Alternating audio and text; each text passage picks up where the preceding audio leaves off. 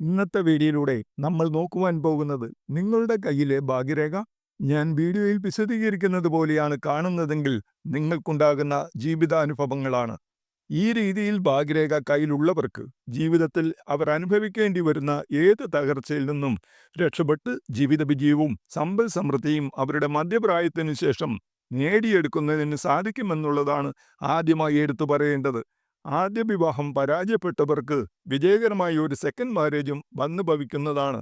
പ്രത്യേകിച്ച് നടുവിരലിന്റെ താഴെഭാഗത്തുള്ള ശനിമണ്ഡലത്തിൽ ഭാഗ്യരേഖയെത്തി കബരിയായി അവസാനിക്കുകയും കൂടി ചെയ്താൽ അവരുടെ വാർദ്ധക്യത്തിൽ എല്ലാ രീതിയിലുള്ള മനഃശാന്തിയോടുകൂടിയും ജീവിക്കുന്നതിനുള്ള ഭാഗ്യം അവർക്ക് ലഭിക്കുന്നതായിരിക്കും.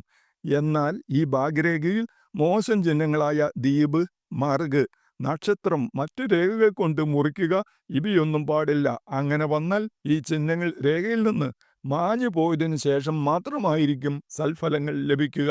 ഇതുപോലെ നിങ്ങളുടെ കൈരേഖകളുടെ ഫലങ്ങൾ സ്വയം മനസ്സിലാക്കിയെടുക്കുവാൻ വേണ്ടി ചാനൽ സബ്സ്ക്രൈബ് ചെയ്യാൻ മറക്കാതിരിക്കുക.